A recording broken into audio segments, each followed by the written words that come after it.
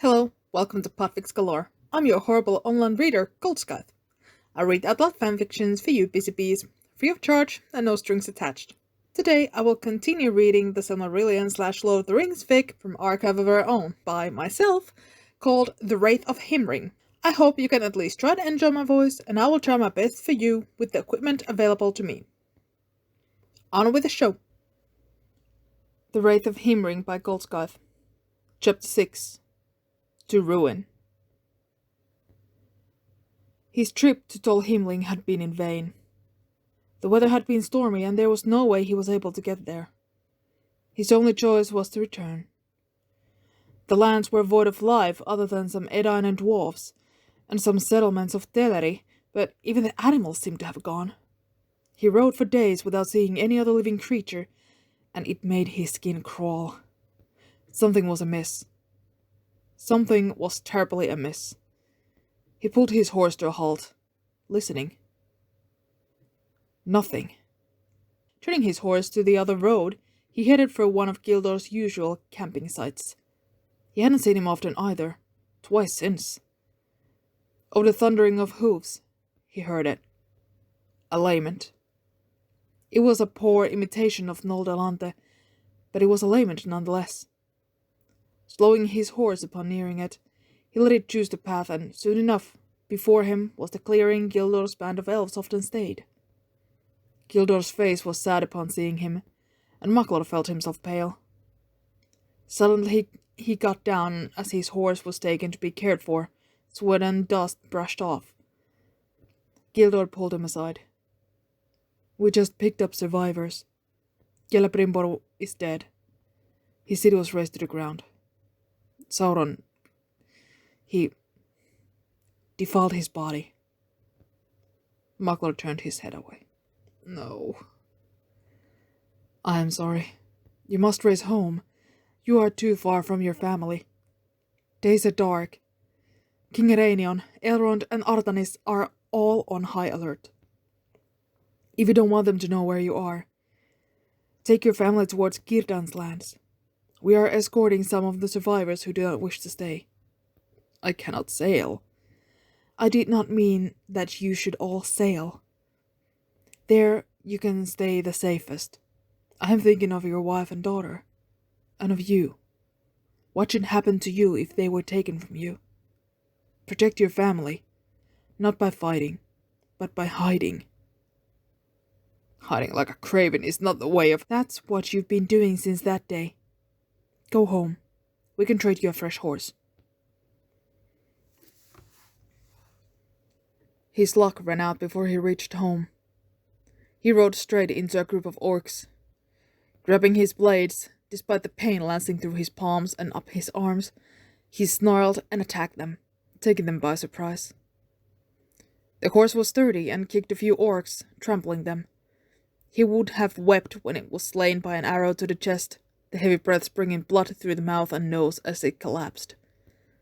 That was when he slipped into the past and let loose the wrath hidden within. His blades were stained black as he cut through the ragtag bunch of orcs, ducking their crude swords and deflecting arrows by turning the dying orcs into shields. When he cut down the last archer who had tried to escape, he fell to his knees. He was relatively unscathed, bruised, but otherwise fine. He was exhausted to the bones, and only the stench of the orcs made him get up again.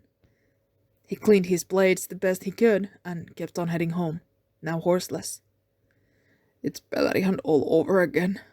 If not Moringotto, then Sauron. Why? I cannot fight this. This cannot be my fight.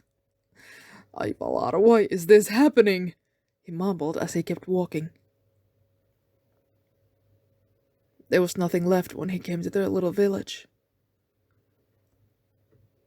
Every cottage was burnt, and the ground was covered by trampled leaves, straw, and household items, all coated in blood.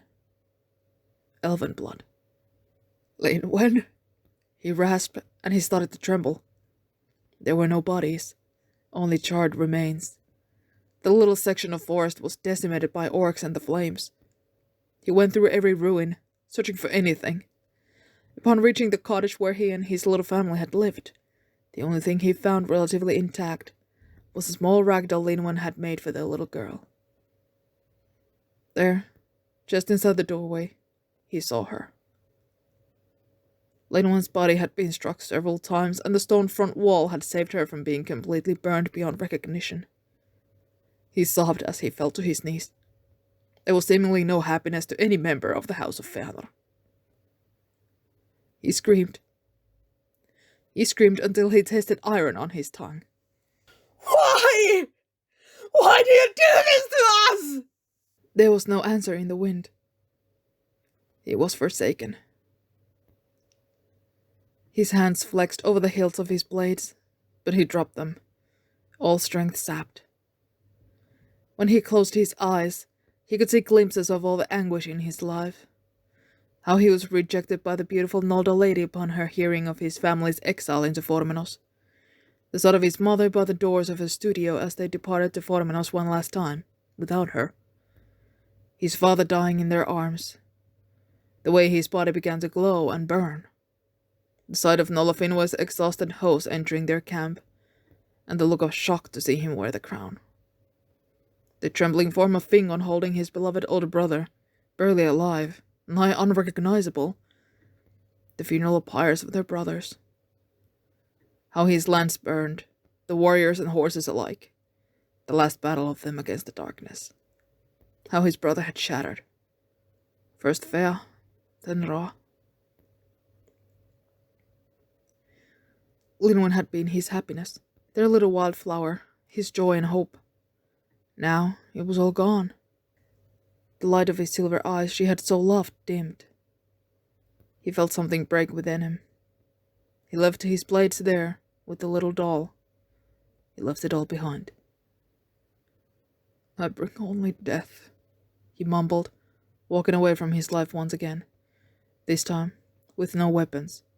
Only his broken voice and broken heart. If death was to be his, he'd welcome it. Prince Thranduil! A guard called out. There's nothing left. We came too late.